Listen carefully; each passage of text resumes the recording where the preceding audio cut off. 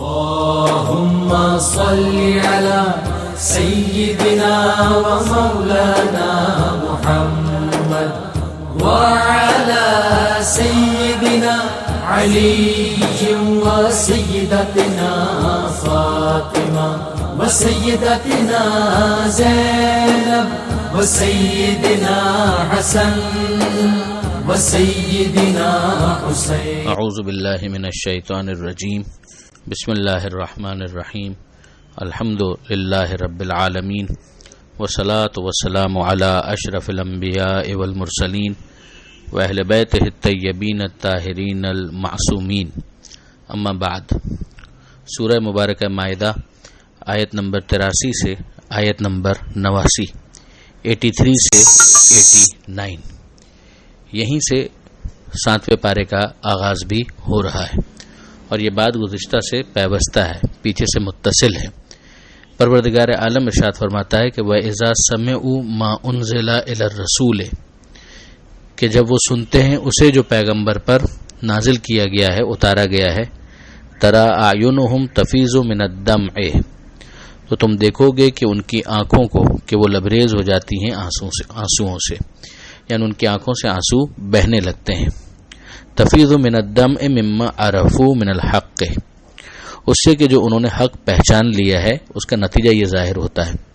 اور پھر وہ اللہ کو پکارتے ہیں، یقولون ربنا آمنا، کہ ہمارے پروردگار ہم ایمان لائے، فاکتبنا مع الشاہدین، ہمیں بھی گواہی دینے والوں میں شمار فرما. وما لنا، اور ہمیں کیا ہو گیا ہے، لا نؤمن باللہ وما جاءنا من الحق، کہ ہم ایمان نہ لائیں اللہ پر اور اس پر کہ جو ہم تک پہنچا ہے حق میں سے. وندمع ان يدخلنا ربنا مع القوم الصالحین، جبکہ ہم اس بات کی امید رکھتے ہیں، توقع رکھتے ہیں کہ ہمارا رب ہمیں صالحین کے ساتھ معشور فرمائے گا، ان کے ساتھ ہمیں داخل کرے گا. اب اگر آپ یہاں پر نوٹ کریں تو کیفیت یہ ہے کہ وہ افراد کہ جو دل سے آمادگی رکھتے ہیں، فطری طور پر ان کے اندر یہ جذبہ تو موجود ہے کہ وہ راہ راست پر آنا چاہتے ہیں، اور وہ باہر گویا تلاش کر رہے تھے کہ کہیں سے انہیں اس راستے کے بارے میں کوئی اشارہ ملے. تو جب ان کے سامنے یہ چیز پیش کی جاتی ہے تو ان کی پاکیزہ فطرت انہیں اس کی طرف کھینچ کر لے جاتی ہے، اور پھر جب وہ اس پیغام کو سنتے ہیں تو یہ دونوں کے دونوں اسٹریم لائن ہو جاتے ہیں، ان کی ویو لینتھ مل جاتی ہے، اور اس کا نتیجہ یہ نکلتا ہے کہ جو کلام ان کے سامنے پیش کیا گیا ہے وہ ان کے دل پر اثر کرتا ہے، اور وہ جو دل پر اثر ہوتا ہے وہ اس طرح سے ظاہر ہوتا ہے کہ آنکھوں سے آنسو بہنے لگتے ہیں. یہ جو مناجات کے موقع پر، نماز شب کے موقع پر، خود قرآن مجید کی تلاوت کے موقع پر اگر کبھی یہ کیفیت پیدا ہو جاتی ہے تو یہ اسی کی عکاس ہے. تو یہاں پر ان اہل کتاب اور خاص طور پر عیسائیوں کی تعریف ہو رہی ہے کہ جب وہ پیغام سنتے ہیں تو اس طریقے سے وہ قبول کر لیتے ہیں. اور ظاہر ہے کہ ایک بطور مجموعی پوری قوم کا مزاج ہے، اور ایک اس کے اندر ایکسیپشنل جو معاملات ہیں اس کا ذکر ہے. نجاشی کے دربار کے علماء، اور پھر اس کے بعد جب جناب جعفر طیار علیہ السلام جو حبشہ میں مسلمانوں کے نمائندے تھے، وہاں پر ان کے لیڈر تھے، جب یہ سب کے سب نجاشی کے دربار سے واپس آئے تو ان کے ساتھ کچھ علماء بھی آئے تھے، یعنی یہ خیبر کی فتح کے موقع پر مدینہ منورہ پہنچے تھے. یہ ذہن میں رکھنے کی بات ہے کہ جو پہلی ہجرت ہے ظاہر ہے کہ اس وقت ہوئی تھی جب یہ لوگ مکہ سے روانہ ہوئے تھے.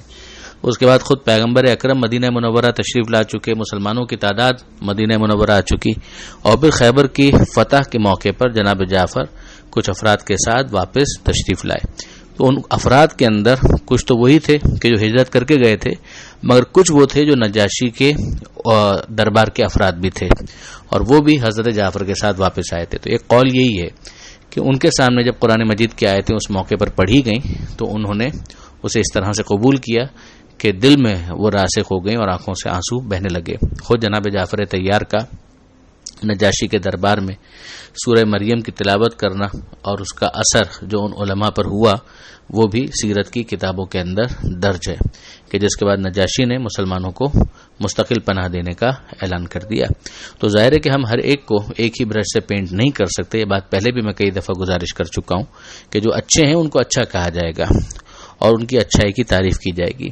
وہ اچھائی اس حد تک ہو کہ جہاں وہ پھر حق کو قبول کر لیں تو ظاہر ہے کہ وہ مسلمان ہو گئے. جو خود نجاشی کے بارے میں بھی ایک قول یہی ہے کہ اس نے اسلام کو قبول کر لیا تھا. تو یہ بات پھر اس طریقے سے مکمل ہو جاتی ہے. آگے پروردگار عالم فرماتا ہے جو ان کو جزا مل رہی ہے، صلہ مل رہا ہے، اس کے بارے میں کہ فَأَصَابَهُمُ اللَّهُ بِمَا قَالُوا، تو اللہ نے صلہ دیا انہیں اس کا جو انہوں نے کہا. اب ظاہر ہے کہ یہ کہنا صرف زبان سے نہیں تھا، ان کے دل میں وہ بات راسخ ہو چکی تھی، زبان سے تو اس کا اظہار ہو رہا تھا. جنات تجری من تحتها الانہار خالدین فیہا، تو ان کو کیا ملنا ہے صلے کے طور پر؟ وہ جنت، وہ باغات کہ جس کے نیچے نہریں بہ رہی ہیں، جس میں وہ ہمیشہ ہمیشہ رہیں گے. وذالک جزاء المحسنین، اور یہ جزا ہے حسن عمل کرنے والوں کی جو اچھے کام کرتے ہیں. والذین کفروا وکذبوا بآیاتنا، اور وہ کہ جنہوں نے انکار کیا اور ہماری آیتوں کو جھٹلایا، اولئک اصحاب الجحیم، وہی ہیں دوزخ والے. یہ ایک سائملٹینیس کانٹراسٹ جو قرآن مجید کے اندر عام طور پر پیش کیا جاتا ہے کہ اچھوں کا ذکر ہوتا ہے تو سامنے بتا دیا جاتا ہے کہ برے کون ہیں، بروں کا ذکر ہوتا ہے تو بتا دیا جاتا ہے کہ اچھے کون ہیں.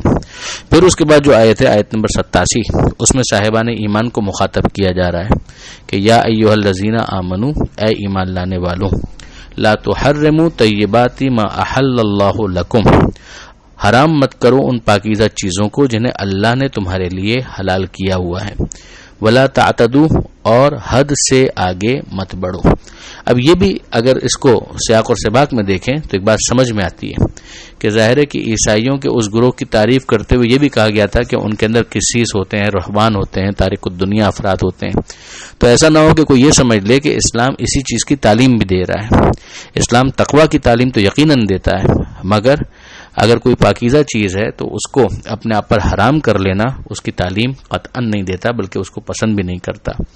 لہذا ہمیں جو دعا سکھائی گئی وہ یہی ہے، سورہ بقرہ میں ہم پڑھ چکے کہ ربنا آتنا فی الدنیا حسنہ وفی الآخرۃ حسنہ، کہ مالک اے ہمارے پروردگار، ہمیں دنیا کے حسنات، دنیا کی اچھائیاں، نیکیاں وہ بھی عطا کر، جو آخرت کے حسنات ہیں وہ بھی عطا کر، وقنا عذاب النار، اور آگ کے عذاب سے بچا لے.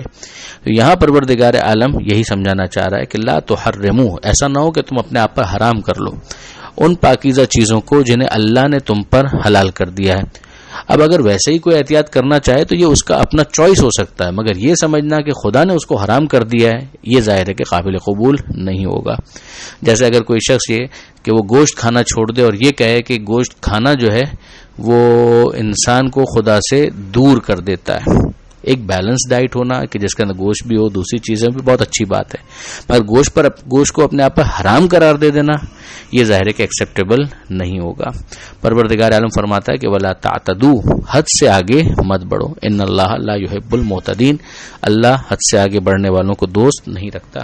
وَكُلُوا مِمَّا رَزَقَكُمُ اللَّهُ حَلَالًا طَيِّبًا، کھاؤ اس میں سے جو اللہ نے تم کو رزق دیا ہے، حلالًا طیبا، پاکیزہ اور حلال رزق.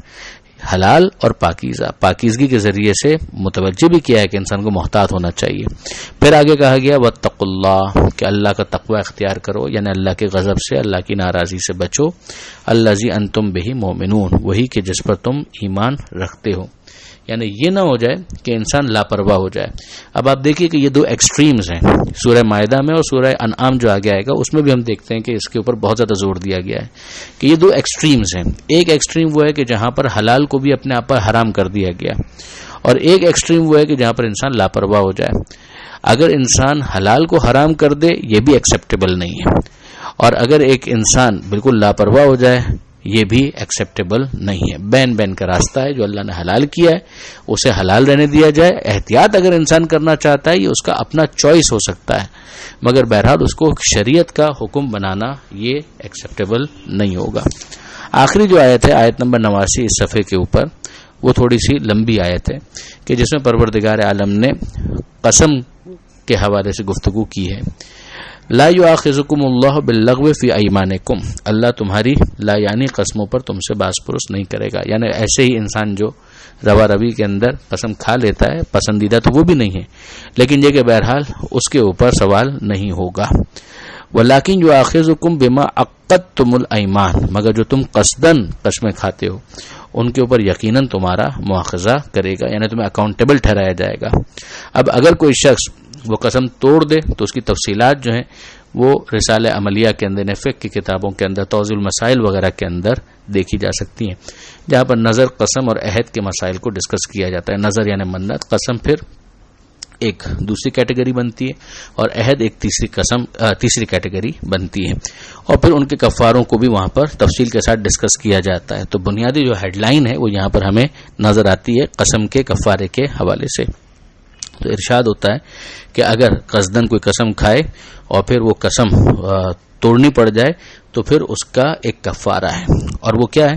وہ 3 چیزیں ہیں کہ یا تو وہ 10 فقیروں کو کھانا کھلائے، اور یا وہ 10 فقیروں کو لباس عطا کرے، یا ایک غلام کو آزاد کرائے۔